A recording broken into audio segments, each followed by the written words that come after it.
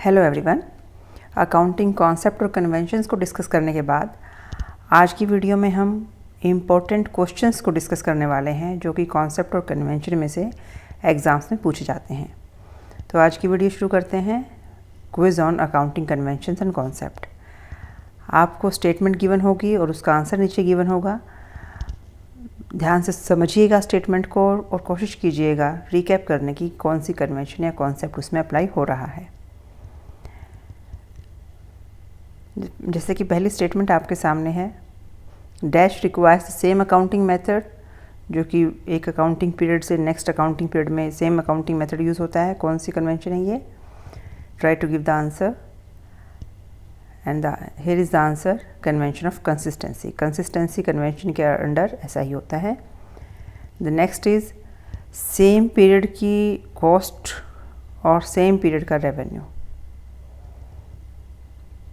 Recognition of cost in the same period as associated revenue. कौन सी है ये concept? That is matching principle और मैचिंग कॉन्सेप्ट इसे हम कह सकते हैं। इनके बारे में, इन कॉन्सेप्ट के बारे में डिटेल में मैंने वीडियोस में डिस्कस किया है। उसका लिंक मैं डिस्क्रिप्शन में दे दूंगी, आप उसको देख सकते हैं, समझ सकते हैं। पर्सनल ट्रांजैक्शन बिजनेस ट्रांजैक्शन से अलग होती हैं। कौन से अजम्पशन के under?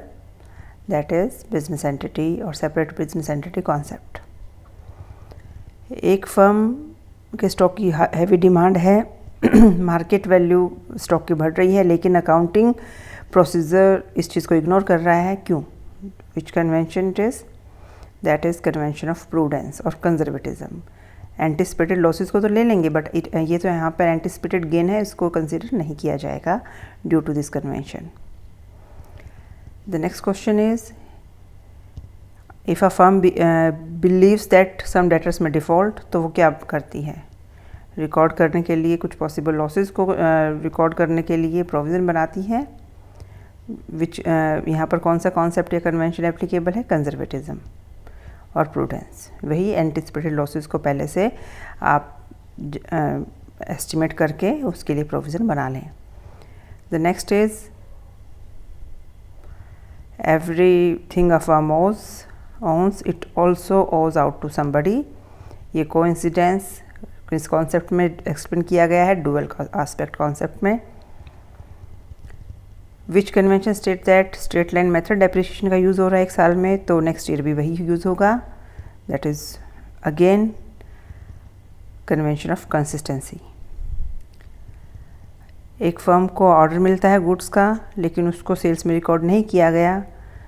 Which convention it is? Which concept it is? Revenue recognition concept. Order का मिलना रेवेन्यू रिकॉग्निशन नहीं है, इसलिए इसको सेल फिगर नहीं माना जाता है जब तक कि हमें अमाउंट रिसीव ना हो जाए। इसके बारे में मैंने डिटेल में समझाया हुआ है, आप वीडियो में देख सकते हैं। Management of a firm is remarkably incompetent, लेकिन फर्म का अकाउंटेंट इस चीज़ को हम रिकॉर्ड नहीं कर रहे हैं फर्म में। Why? Because money measurement concept ये कहता है कि केवल मॉनेटरी ट्रांजैक्शन को रिकॉर्ड कीजिए, इस टाइप की एक्टिविटी, इनकॉम्पिटेंसी, इस टाइप की नेग्लिजेंसी को आप रिकॉर्ड नहीं करेंगे। Materiality principle is an exception to the, ये भी आपको पता होना चाहिए, फुल डिस्क्लोज़र का एक्सेप्शन है। ये कल ही मैंने डिस्कस किया है, ये स्टेटमेंट दी हुई थी मैंने उसमें। कंटीजेंट लायबिलिटी जो बैलेंस शीट में शो होती है, किस कन्वेंशन के अंडर होती है? ये फुल डिस्क्लोज़र कन्वेंशन के अंडर हमें सब चीज़ों को दिखाना है। एज अ फुट नोट अगर यूज़ होता है वो भी दिखाना है। प्रोपराइटर ऑफ बिजनेस को क्रेडिटर ऑफ द बिजनेस माना जाएगा, किस कॉन्सेप्ट के अंडर? बिजनेस एंटिटी कॉन्सेप्ट कहता है बिजनेस और businessman both are different entities. तो ये कुछ स्टेटमेंट्स थी, आई होप आपको समझ में आई होंगी, आप अपने आप को रिकैप कर पाए होंगे जो कॉन्सेप्ट और कन्वेंशंस इसमें इन स्टेटमेंट्स में अप्लाई हो रही हैं। ये स्टेटमेंट बहुत इंपॉर्टेंट है, तो इनको एक बार ध्यान से देखिएगा, ज़रूर समझिएगा। Thank you very much for watching this video.